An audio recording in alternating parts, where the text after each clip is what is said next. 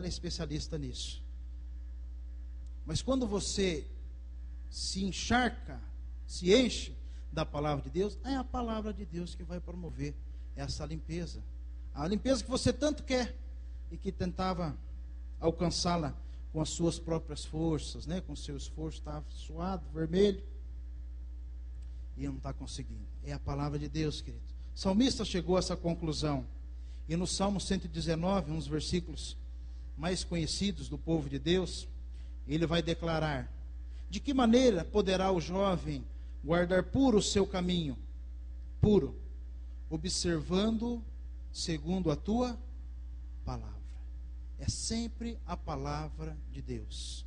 É a palavra de Deus, é o estudo bíblico que nos adverte e que nos purifica contra o pecado. Irmãos, eu estava lendo um livro do Tim LaHaye, um livro que fala sobre isso que nós estamos falando aqui. Eu tirei essas lições desse livro, Como Estudar a Bíblia Sozinho. Tim LaHaye é um dos maiores escritores do mundo evangélico que nós temos, um homem tremendamente capacitado. Mas quando ele era um crente novinho, ele estava lá na igreja e chegou um pastor visitante de outro lugar lá dos Estados Unidos. Ele não fala, mas eu acho que era assim um pastor famoso, sabe? Porque ele pediu para o pastor autografar a Bíblia dele. Ele tinha uma Bíblia nova, ele era novo convertido, e falou: vou pedir para o pastor autografar minha Bíblia. Aí acabou o culto, ele foi lá e pediu para o pastor autografar, e o pastor autografou, fez ali uma dedicatória para ele. Mas acrescentou, além do seu autógrafo ali, da sua assinatura, uma observação muito profunda que eu queria compartilhar com os irmãos.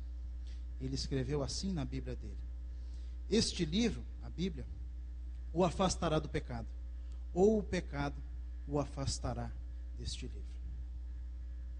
Este livro o afastará do pecado, ou o pecado o afastará desse livro. Ih, pastor, estou afastado da leitura da Bíblia. O que será que está acontecendo, irmão? Pastor, faz tempo que eu não leio a Bíblia. Eu leio a Bíblia uma vez por semana. Irmãos,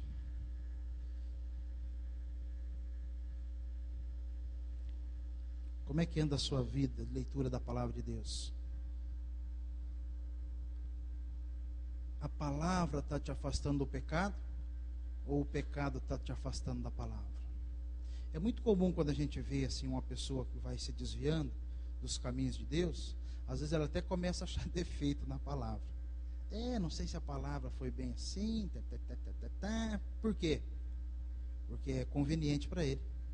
E de fato o pecado nos afasta da palavra. E se você, querido, está longe da palavra, se você está longe da palavra de Deus, da leitura diária da palavra de Deus, sinal vermelho, acendeu uma luz aí, no mínimo amarela, né?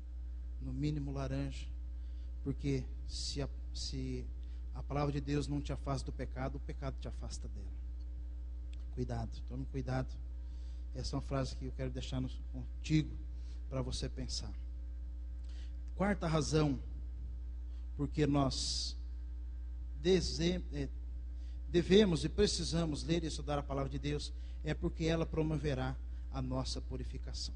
A quinta razão, queridos, que eu quero deixar com você, é porque ela nos dará alegria. A alegria, de fato, é uma das grandes bênçãos da vida cristã. Ela está lá na lista do fruto do Espírito, de Gálatas capítulo 5, versículo 22, né? O fruto do Espírito, ou seja, aquilo que o Espírito Santo produz em você e através de você, é o gozo, paz, alegria, longanimidade, benignidade, fidelidade, fé, mansidão, domínio próprio.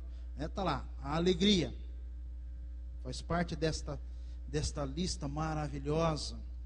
É uma grande bênção que Deus nos dá, mas também é verdade que às vezes a nossa alegria fica assim meio que abafada pelas dificuldades da vida. E Jesus, certa vez, pouco antes, e vendo as dificuldades dos discípulos, Jesus, certa vez, disse aos seus discípulos assim: tenho-vos dito estas coisas, para que a minha alegria esteja em vós, e a vossa alegria seja completa. Irmãos, ao contrário do que muitas pessoas pensam, Jesus não veio para cortar a alegria ou o barato de ninguém. Pelo contrário, as palavras de Jesus, os ensinamentos de Jesus, a companhia de Jesus, a presença de Jesus, ela exerce exatamente o efeito contrário. Ela gera em nós uma alegria, e não é uma alegria qualquer, é uma alegria completa. Uma alegria verdadeira e uma alegria completa. Mas sabe, irmão, se a gente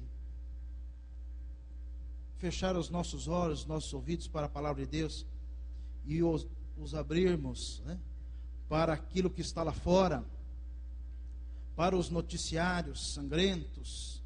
Eu lembro quando eu morava lá em Curitiba, tinha um jornal, tem ainda lá, Tribuna do Povo, era um jornal só de policial. Então a turma dizia que se torcesse assim, ó, saía sangue, né? Esses programas policiais, né, enche a mente da gente com a maldade. E o que acontece? Em vez de você se encher de alegria, você vai se encher do quê? Tristeza, medo, insegurança e às vezes, irmão, até uma depressão.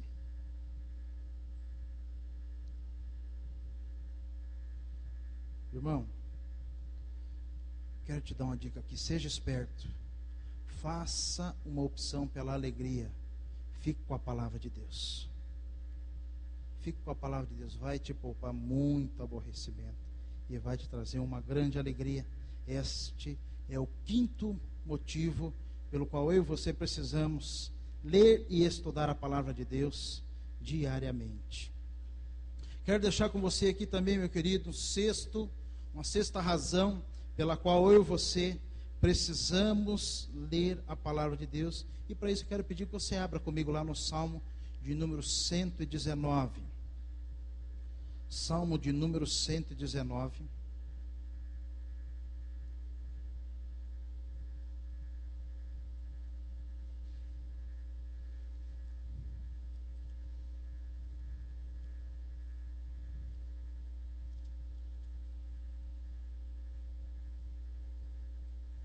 São 176 versículos. Nós não vamos lê-los todos, porque nós queremos ler a Bíblia de dia e de noite, né, irmãos? Mas também vamos deixar para a gente fazer isso, né, amanhã, tá bom? Vou ler um versículo só. Versículo 165.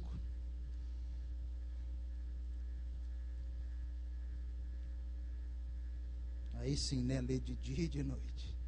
De dia até a noite. 165.